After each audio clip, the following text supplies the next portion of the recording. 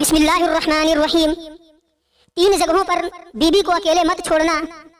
دوستوں، آج میں آپ کے لیے ایک ایسی جانکاری لے کر آیا ہوں کہ جس کو سن کر آپ حیران رہ جائیں گے، کہیں یہ غلطی میں بھی تو نہیں کر رہا ہوں۔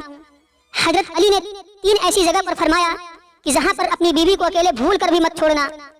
دوستوں، حضرت علی کے تیسرے نمبر کے فرمان کے بارے میں سن کر آپ کے پیروں تلے زمین کھسک جائے گی کہ یہ غلطیاں تو آپ اکثر کر دیتے ہیں، اس لیے آپ اس ویڈیو کو مکمل دیکھیے گا۔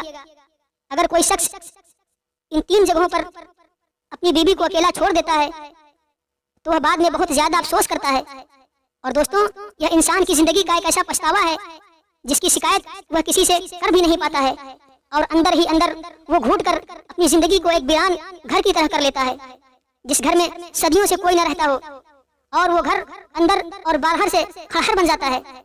تو دوستوں، آپ سے ایک گزارش ہے کہ اگر آپ میرے ویڈیو کو پہلی بار دیکھ رہے ہیں تو چینل کو سبسکرائب کر لیں اور بیل آئیکن کو پریس کر دیں، اور ویڈیو کو لائک کرنا بالکل بھی نہ بھولیں۔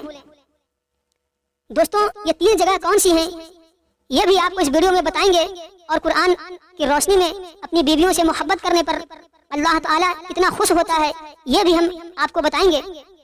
ایک بار ایک شخص حضرت علی رضی اللہ تعالیٰ عنہ کی خدمت میں حاضر ہوا، اور اس کے ساتھ اس کی بیوی بھی تھی۔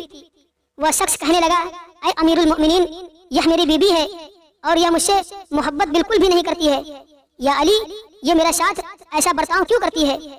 اس کی بات سن کر حضرت علی رضی اللہ تعالیٰ عنہ نے فرمایا کہ اگر تم چاہتے ہو تمہاری بیوی تم سے بے پناہ محبت کرے اور تمہارے حکموں کی تعمیل کرے اور ہمیشہ تمہاری بن کر رہے تو اے شخص اطمینان سے سن، اپنی بیوی کو ان 3 جگہوں پر اکیلے کبھی مت چھوڑنا، اور اگر تم ان 3 جگہوں پر اپنی بیوی کو اکیلے چھوڑ دو گے تو ساری زندگی پھر پچھتاتے ہی رہو گے۔ یہ 3 جگہ ایسی ہیں جہاں تمہاری بیوی کو تمہارے ساتھ کی بہت سخت ضرورت ہوتی ہے۔ یہ سن کر وہ شخص بولا، اے امیر المؤمنین، وہ 3 جگہ کون سی ہیں؟ اس بات کو سن کر حضرت علی رضی اللہ تعالیٰ عنہ ارشاد فرمانے لگے، نمبر 1، اپنی بیوی کو بیماری کی حالت میں اکیلے کبھی مت چھوڑنا۔ بیماری کی حالت میں ایک بیوی کو اپنے شوہر کی بہت ہی زیادہ محبت اور خیال کی ضرورت ہوتی ہے۔ نمبر 2، غیر مرد کے ساتھ کسی مرد کو یہ گوارا نہیں ہوتا کہ اس کی بیوی غیر مرد کے پاس ہو۔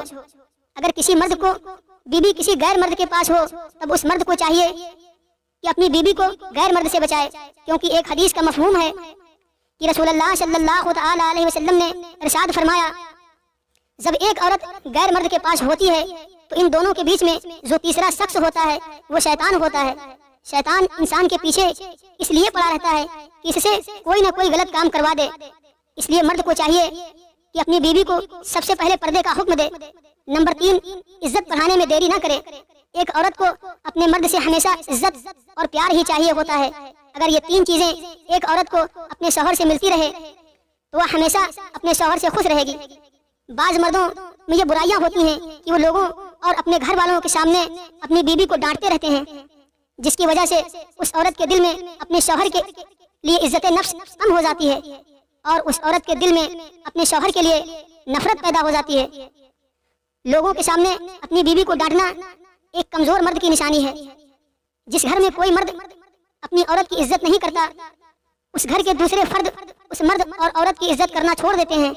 اس لیے اگر کوئی مرد یہ چاہتا ہے کہ اس کی بیوی اسے بے پناہ محبت کرے تو حضرت علی کی ان باتوں پر وہ شخص عمل کرے تاکہ اس کی زندگی آسانی سے گزر سکے۔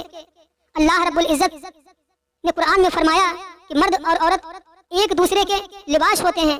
جس طرح سے لباس گرمی اور سردی سے انسان کو بچاتا ہے، اسی طرح سے ایک مرد اور ایک عورت کو یہ چاہیے کہ وہ اپنے ساتھی کو پریشان، دکھ اور مصیبت سے بچائے۔